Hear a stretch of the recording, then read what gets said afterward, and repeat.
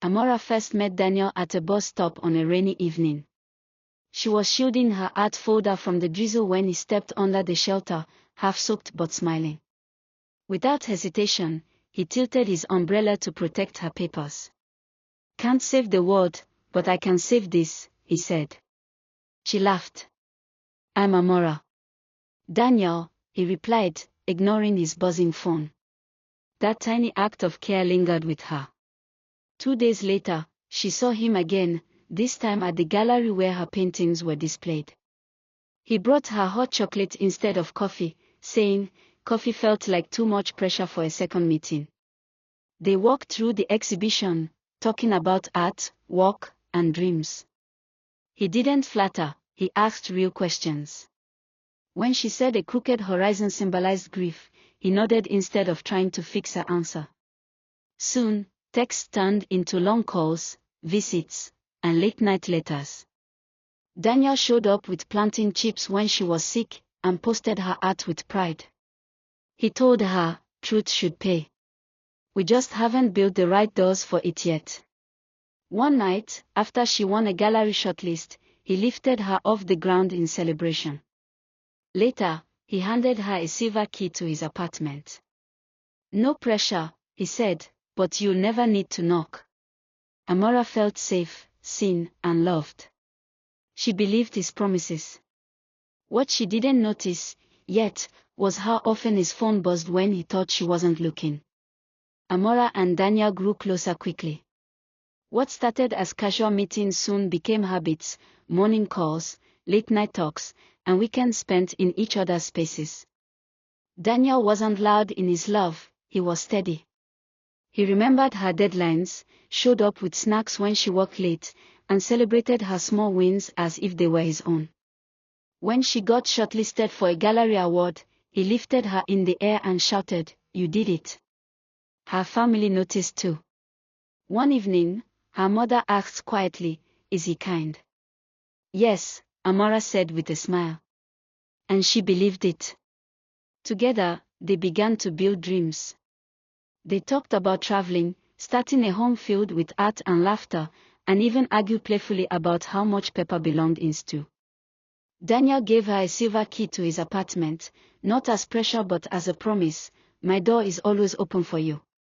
Nights at his place felt like safety. Candles lit, blankets ready, little notes waiting for her, sleep. The world can wait till morning. For Amara, love finally felt like home. But in the quiet moments, when his phone buzzed and he quickly flipped it face down, something inside her stirred. She ignored it. She wanted to believe in forever. At first, the changes were barely noticeable. A few unanswered calls. A late reply that used to take minutes now stretched into hours. When Amara asked, Daniel would smile and say, "Work's been crazy." She wanted to believe him. After all, hadn't he always been there before? But the signs began stacking. Nights when he claimed to be at the office, yet friends tagged him at places he hadn't mentioned. Stories that didn't quite line up.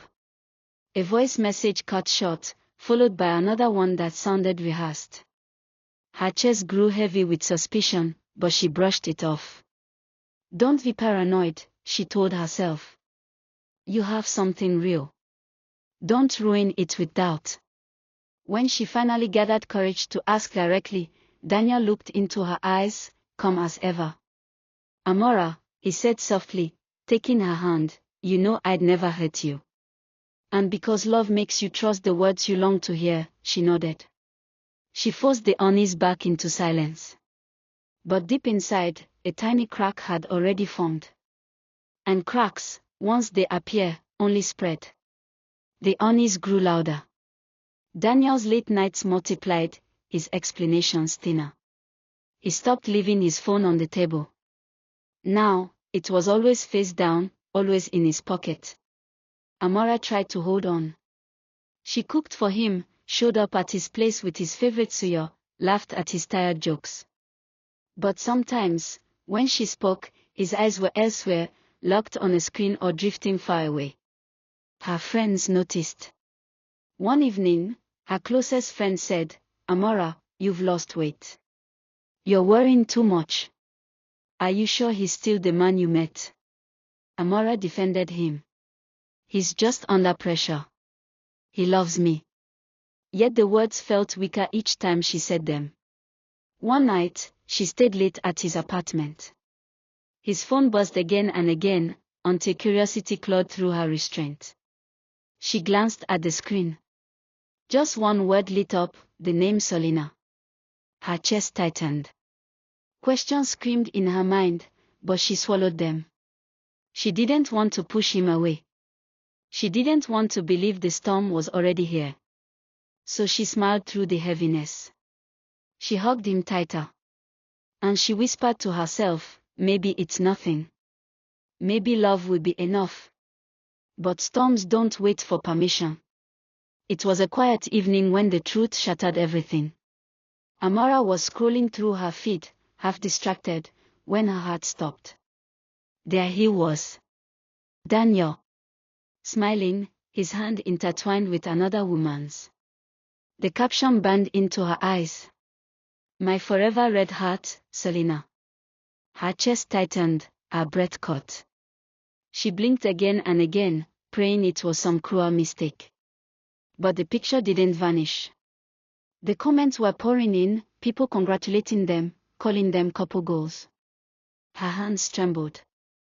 Memories of whispered promises and late-night notes replayed like a cruel film. She remembered his words, "You are my true." And now, here he was, giving that same forever to someone else. When she confronted him, Daniel didn't even try to deny it. His face was calm, almost careless. I didn't mean for you to find out like this, he said. I love her, Amara. I'm sorry. Sorry. That was all.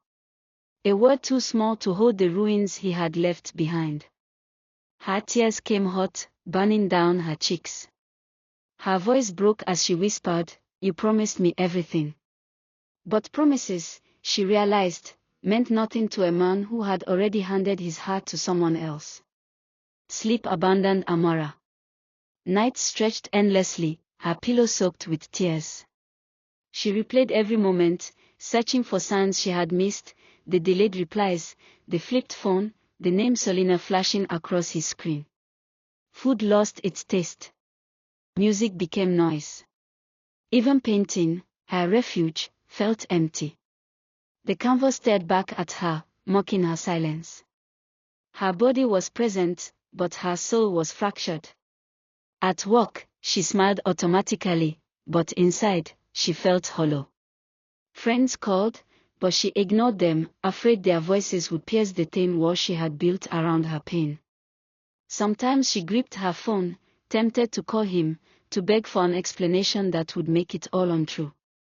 But then the image of his hand in Selena's appeared in her mind, and the hope crumbled. Each night ended the same. Amara curled on her bed, whispering to herself, "Why wasn't I enough?" The question haunted her, louder than the silence of her empty room. And though she didn't know it yet, the answer she sought wasn't about Daniel. It was about her.